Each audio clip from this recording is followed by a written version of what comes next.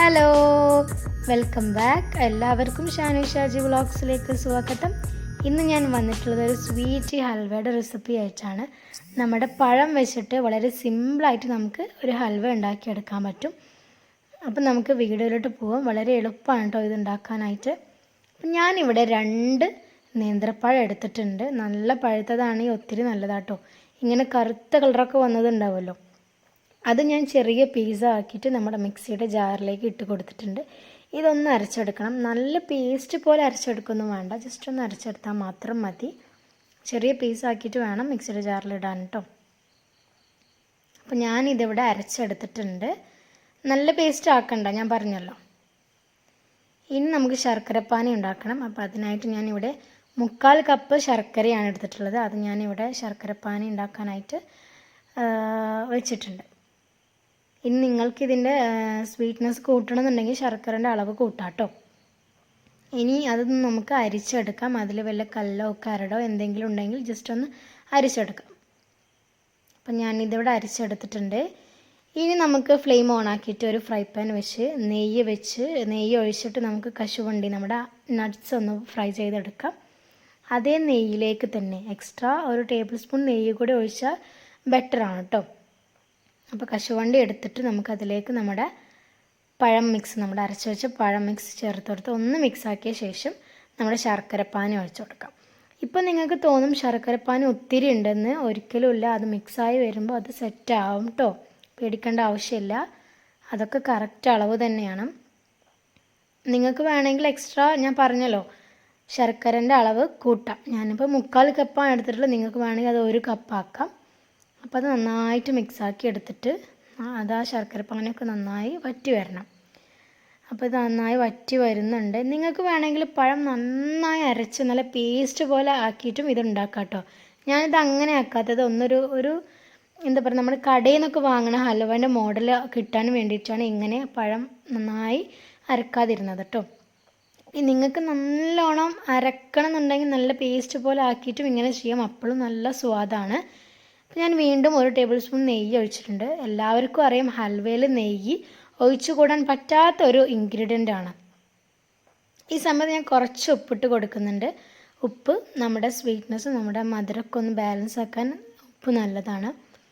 അപ്പോൾ വീഡിയോയിൽ നല്ല ഷേക്ക് ഉണ്ടെന്ന് എനിക്കറിയാം കേട്ടോ. അപ്പോൾ ഫോൺ ഞാൻ തന്നെയാണ് വീഡിയോ എടുക്കുന്നതും ഞാൻ തന്നെയാണ് കുക്ക് ചെയ്യുന്നതും. ഈ സമയം ഞാൻ 2 ടേബിൾ സ്പൂൺ 2 ടേബിൾ സ്പൂൺ ഷുഗറും 1 ടേബിൾ സ്പൂൺ നെയ്യും കൂടെ ചേർത്തിട്ട് വീണ്ടും മിക്സാക്കി എടുക്കണം. അപ്പോൾ നന്നായിട്ട് ഇപ്പോൾ ഏകദേശം നമ്മുടെ പാനിൽ നിന്ന് വിട്ട് വരുന്ന പരുവായി തുടങ്ങിയിട്ടുണ്ട്. കളറൊക്കെ ചേഞ്ചായി വരുന്നുണ്ട്. നല്ല ഡാർക്ക് കളറാവും ഇനിയും.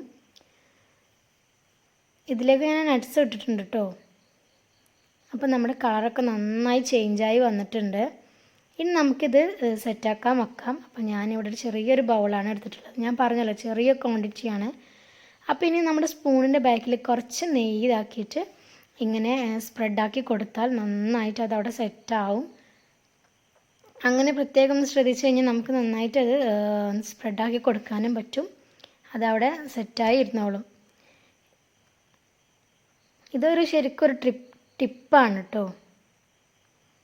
ഇനി ഇതിന് മേലെ ഞാൻ ഒരു 5-6 കശുവണ്ടി, നമ്മുടെ നട്ട്സ് വെച്ചിട്ട് ഒന്ന് ഡെക്കറേറ്റ് ചെയ്യേണ്ടത്. നിങ്ങൾക്ക് വേണമെങ്കിൽ ഇതിൻ്റെ അടിയിൽ, അതായത് നമ്മൾ നെയ്യ് ആദ്യം തടവിയ സമയത്ത് കശുവണ്ടി ചേർത്തിട്ട് നമ്മുടെ ഈ പഴം മിക്സ് ചേർത്താൽ മതി. അങ്ങനെയാണെങ്കിൽ നമുക്ക് ഫ്ലിപ്പ് ചെയ്യുമ്പോൾ അത് മേൽഭാഗമായിട്ട് അവിടെ നട്ട്സ് കിടക്കും. ഞാനിപ്പോൾ ഇത് ഫ്ലിപ്പാക്കിയിട്ട് ഈ സൈഡ് മുകളിലേക്ക് വെക്കാൻ വേണ്ടിയിട്ടാണ്. അപ്പോൾ ഈ പദത്തിന് ഭാഗം ചെറിയൊരു റൗണ്ട് ഷേപ്പാണ്. അപ്പോൾ ഇത് മുകളിൽ വരാൻ വേണ്ടിയിട്ടാണ് കേട്ടോ. അപ്പോൾ നട്ട്സിൻ്റെ മേലെ ഒന്ന് ആ സ്പൂൺ വെച്ചിട്ട് ഒന്ന് പ്രസ്സാക്കി കൊടുക്കും. അത് അവിടെ ഒന്ന് സെറ്റാവാൻ വേണ്ടിയിട്ടാണ്. ഇനി ഞാൻ സെറ്റാക്കുക ഒരു 20-15 മിനിറ്റ്സൊക്കെ മതി. 15 മിനിറ്റ്സ് മതി. അപ്പോൾ ഇത് സെറ്റായി വന്നിട്ടുണ്ട്. നല്ലൊരു ഹലുവയുടെ റെസിപ്പിയാണ് കേട്ടോ. അപ്പോൾ ഇനി ഞാനിത് ഫ്ലിപ്പാക്കുകയാണ്, കണ്ടില്ലേ. അപ്പോൾ ഫ്ലിപ്പാക്കിയപ്പോൾ മേലത്തെ ആ റൗണ്ട് നമുക്ക് കിട്ടി. ഇനി ഞാനിത് കട്ട് ചെയ്ത് കാണിച്ചു തരാം. അപ്പോൾ നിങ്ങളെല്ലാവരും ട്രൈ ചെയ്ത് നോക്കൂ. വളരെ സിമ്പിളാണ്. നമ്മുടെ പഴവും ശർക്കരയും മാത്രം മതി, പിന്നെ നെയ്യും. ഇതെല്ലാവരുടെയും വീട്ടിലുണ്ടാവുന്ന ഇൻഗ്രീഡിയൻസ് ആണല്ലോ. അപ്പോൾ നമുക്ക് പെട്ടെന്ന് ഉണ്ടാക്കിയെടുക്കാൻ പറ്റും. വിരുന്നുകാരോ ആരെങ്കിലുമൊക്കെ വരികയാണെങ്കിൽ നമുക്ക് ഈസിലി പെട്ടെന്ന് ഒരു സ്വീറ്റ് ഉണ്ടാക്കി കൊടുക്കാൻ പറ്റിയൊരു ഹൽവയാണിത്. കണ്ടില്ലേ, നല്ല സോഫ്റ്റാണ്. നല്ല ഇതിൻ്റെ എന്താ പറയുക, ഇതിൻ്റെ ആ ഒരു കൺസിസ്റ്റൻസി കണ്ടില്ലേ നിങ്ങൾ? നെയ്യ് നല്ലോണം വേണം ഇതിന്. നെയ്യ് ഹൽവയിൽ ഒഴിച്ചു കൂടാൻ പറ്റാത്തതാണല്ലോ. നിങ്ങളെല്ലാവരും ട്രൈ ചെയ്ത് നോക്കിയിട്ട് നിങ്ങളുടെ അഭിപ്രായം കമൻറ്റ് ബോക്സിൽ പറയാൻ മറക്കരുത്. പിന്നെ നമ്മുടെ ചാനൽ ആരെങ്കിലും പുതുതായി കാണുകയോ സബ്സ്ക്രൈബ് ചെയ്യാതെ കാണുകയോ ചെയ്യുന്നുണ്ടെങ്കിൽ തീർച്ചയായിട്ടും സബ്സ്ക്രൈബ് ചെയ്യുക. അടുത്തുള്ള കുഞ്ഞ് ബെല്ലൈക്കൺ നോക്കി അതിൽ ഓൾ വേണം ഇനേബിൾ ചെയ്ത് വെക്കാൻ. ഇൻഷാ അല്ലാഹ് ഇനി നെക്സ്റ്റ് വീഡിയോയിലായിട്ട് വരാം. അതുവരേക്കും എല്ലാവരും ടേക്ക് കെയർ. Bye bye.